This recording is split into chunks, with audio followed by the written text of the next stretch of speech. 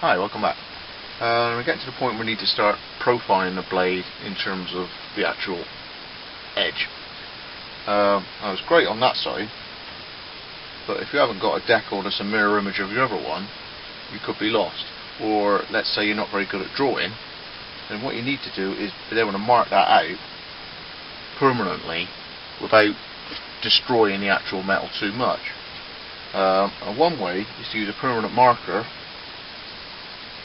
and give yourself some ink on there, and then you score through it with a sharp object like a scriber or a nail. So what you're going to do is put the red ink on and then score through it, and you'll have a line through the ink just to give you an idea of exactly where to stop. In the old days it was called an engineer's blue, where it was like a blue wash and you paint it on, let it dry, and then you'd scribe through that to give yourself a line to stop to. You've marked to, you've measured it all out. But what I need to do is on that edge find the centre of that piece of metal across there, so that my blade edge isn't like that or like that, it's absolutely in the middle. Now you're only as good as your marking out or your grinding. Now if your marking out's brilliant and your grinding isn't, you're going to lose the line anyway. Or if your marking out's not quite so good but your grinding's pretty hot, you don't need the line there to begin with. You know, your skills or your marking out hopefully should find the middle ground. So I've put ink down there, and then I find the middle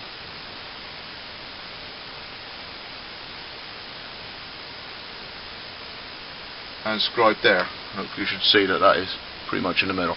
For me that's good enough, because I know my grinding's reasonable, and I'll get to a point where I think, right, I'm on that line, and then I can start working on the other side of the blade. But say for the other point, middle and there, I'm just waving a red line and scribing down like that with a nail. Okay, so there's my permanent marker drawn on, and I've scribed through it with a nail. And that would give you a basic route map as to where to stop with the grind. So let's go a bit old school. This one I'll be using chalk. So I'm vaguely copying that one out there.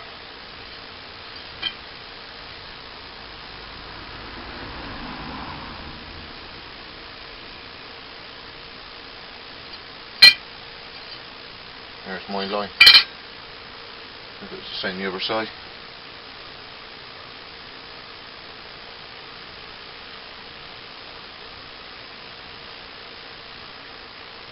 Accurate measurement here.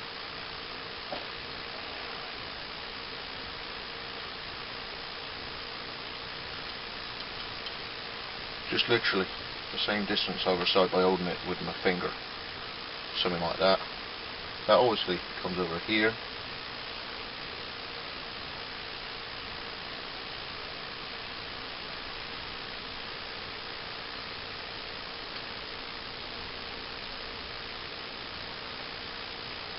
Is it the same? I think this one's steeper, so I'll go out to there.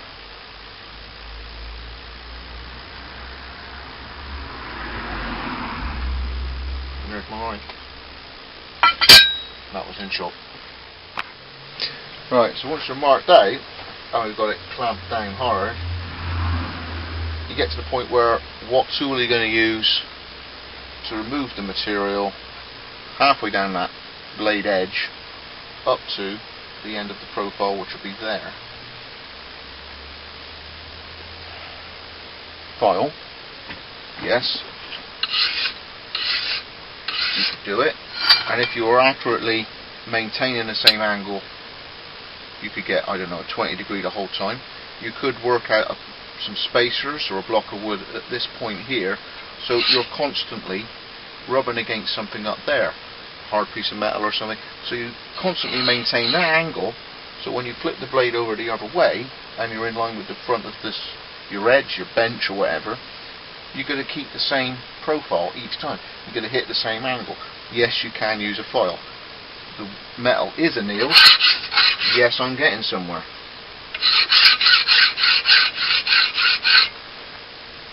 If that's all you got, you'll get there eventually, but my goodness me, you'll take a long time. So Can be done with a file. If you're confident, you can go at it with an angle grinder. If you have a belt sander, that'll do it. And there are things made by a company called Tormek, which is a very slow moving wet grind wheel.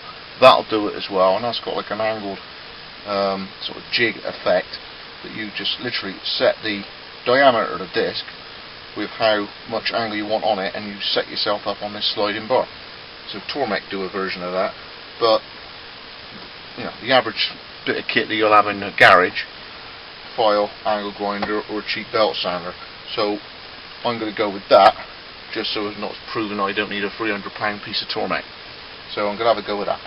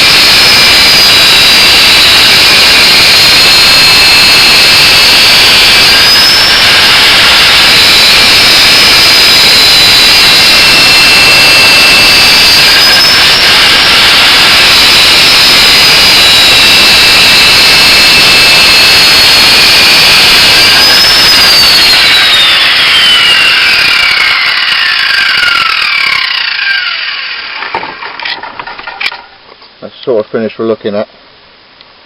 Take your time. Take your time.